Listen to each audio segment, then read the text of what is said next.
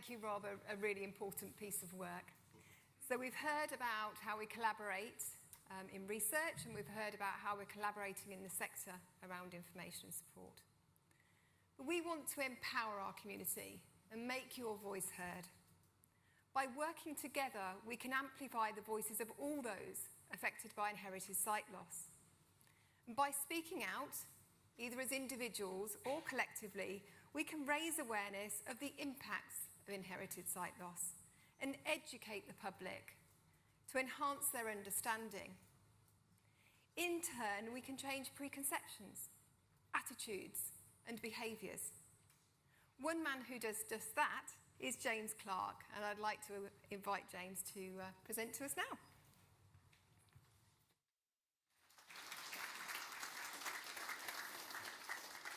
Thank you, Paula. So I've got the interesting / daunting task of just basically telling my story in the hope that it'll inspire you to support Retina UK through fundraising. So,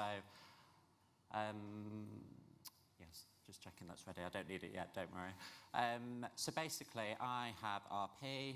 I was diagnosed around 8 to 10 years ago, and it basically came to light when I was studying and I needed to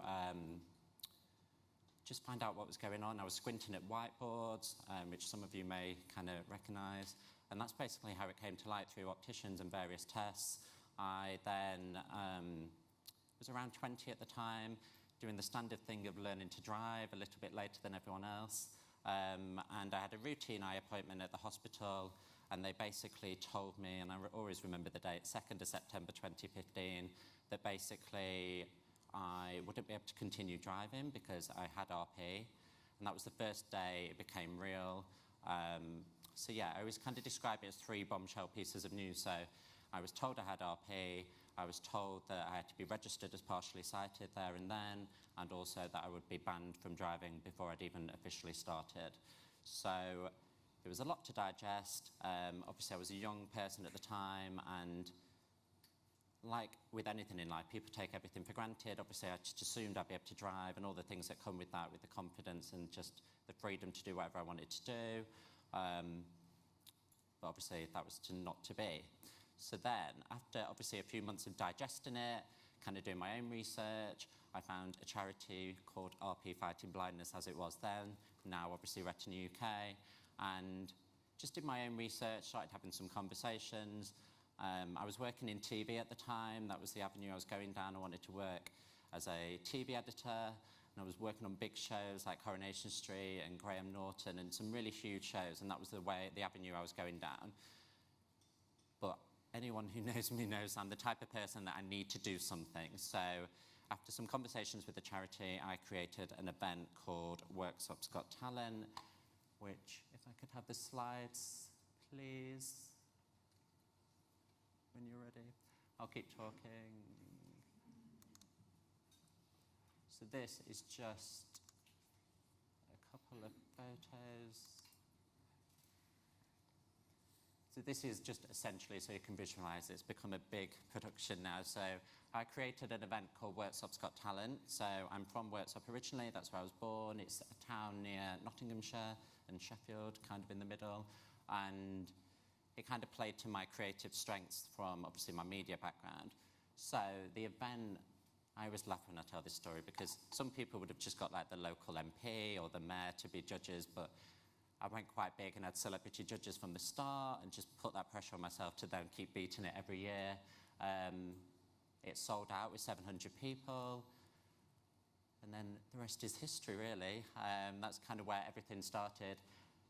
Off the back of that very first event, I got invited to Buckingham Palace, which you'll get... I say these things as if it's normal. Like, I don't believe it. I still can't believe I went.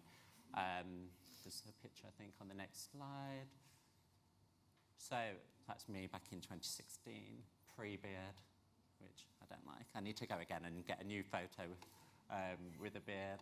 But yeah, so it just changed my life. Obviously, I set out to do some fundraising, but then as I started to do it, I realised the bigger picture, that it was also the awareness piece, and that's something that's so important to me now. So the event sold out, like I said, began to win awards, and then it's taken place every year since, apart from the COVID year. and to date has raised over £100,000 for Retina UK, which again is just mind-blowing. It's crazy, I still can't believe it. And I've done other things like climb Snowdon and lots of challenge events and half marathons and things like that.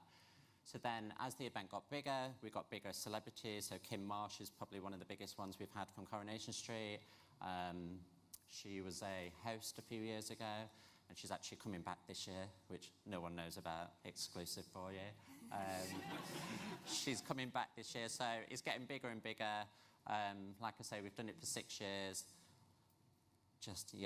It's just a huge event. It happens every November. It's on the 10th of November this year, if anyone's free and local. And like I say, I always say to people, as much as obviously the fundraising is hugely important, the awareness is just as important. I've had people who I don't know personally who throughout the year have read articles in newspapers about retinitis pigmentosa and just randomly found the Worksop's Got Talent socials in the email and got in touch with me to say, oh, have you seen this bit of research and this article? And that just shows that people buy into me, the charity, the story, and that's so important. And it's just something I'm so passionate about. So like I say, the events just got bigger and bigger. And then the year after COVID was our 5th anniversary. So obviously I had 2 years to plan it. I was like, the anticipation was high. And I thought, what else can I do to just make it even bigger? So then I thought I wanted to have some virtual appearances. So one of them that we've had is Boris Johnson. Please don't boo. It's nothing to do with politics. It's just the Prime Minister was the thing that I was thinking. So I thought I'd play some of the videos just because it kind of helps you visualise and it breaks up a bit. It's a bit fun. Hi folks, it's Boris Johnson here wishing a fantastic evening to everybody at Worksop's Got Talent. And I know that you're raising funds for a wonderful retina charity. Thank you for all the work that you've been doing over the last 6 years. I hope it goes well, and good luck to all the finalists tonight. I was so, when we played that event, I was, because I introduced it, I was so scared to play it. Because I was like, you're going to boo, but it's fine. See the bigger picture, it's cool, regardless. I did, one person complained afterwards, I was like, oh, whatever, it's fine. So that's, again, it's just the profile raising, it's so important. We've had this one, another controversial figure, Mr. Piers Morgan.